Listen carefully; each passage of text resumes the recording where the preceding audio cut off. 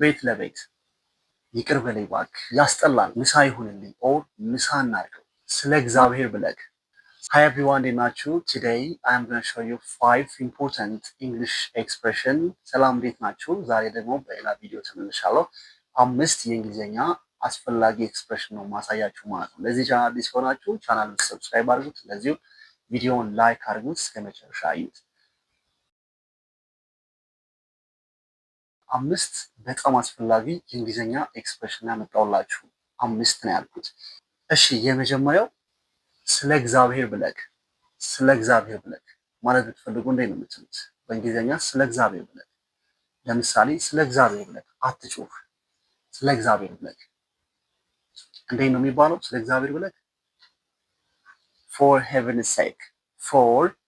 heaven's sake or for God's sake ማለት ስለ እግዚአብሔር ብለህ ስለ እግዚአብሔር ብለሽ ማለት ነው። ለምሳሌ አረ ስለ እግዚአብሔር ብለህ አትጩህ፣ አረ ስለ እግዚአብሔር አትጩህ። For heaven's sake stop shouting. For heaven's sake stop shouting or for God's sake stop shouting ማለት ይችላላችሁ ማለት ነው። ይሄ አንደኛው። ሁለተኛው የሆነ ሰው እራት ልጋብዛችሁ አላችሁ። እራት ምሳ ይሁንልኝ ኦር ምሳ እናድርገው ማለት ብትፈልጉ እንዴት ትላላችሁ? ምሳ እናድርገው። alright ምሳ እናድርገው ማለት ከፈለጋችሁ let's make it lunch ምን ማለት ነው? ምሳ እናድርገው ማለት ነው። let's make it lunch alright ወይም ደግሞ lunch would be better ማለት ነው። ምሳ እናድርገው ማለት ነው። ይህ ሁለተኛው። ሶስተኛው ቤት ለቤት እንዴት ነው የሚባለው? ለምሳሌ እንግሊዝኛ ቤት ለቤት አስተምራለሁ ማለት ፈልግ እንዴት ትላለህ? ቤት ለቤት ቤት ሃውስ ነው አይደል?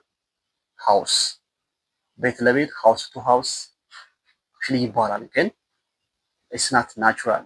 እንዴት ነው የምንለው? ዶር ቱ ዶር ነው የምንለው ማለት ነው።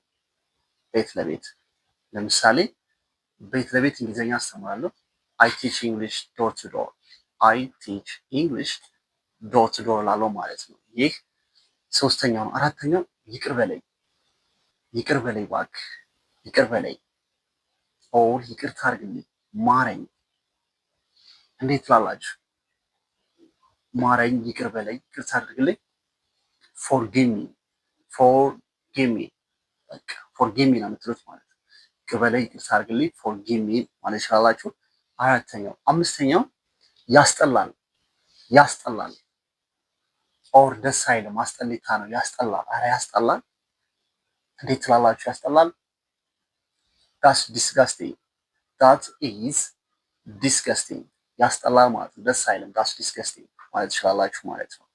አምስቱ ኤክስፕሬሽን እነዚህ ናቸው ማለት ነው። ቀጣይ በሌላ ምርጥ ቪዲዮ እመለሳለሁ። ከዛ በፊት ለዚህ ቻናል አዲስ ከሆናችሁ ቻናሉን ሰብስክራይብ አድርጉት፣ እንደዚሁም ደግሞ ላይክ አድርጉት። ቀጣይ በሌላ ምርጥ ቪዲዮ እመለሳለሁ። እንደዚሁም እንግሊዝኛ ቋንቋ በአካል መማር ከፈለጋችሁ አድራሻችን ጎንደር ኮሌጅ ማዞሪያ ነው የምንገኘው። በዚህ ስልክ ታገኛላችሁ ማለት ነው።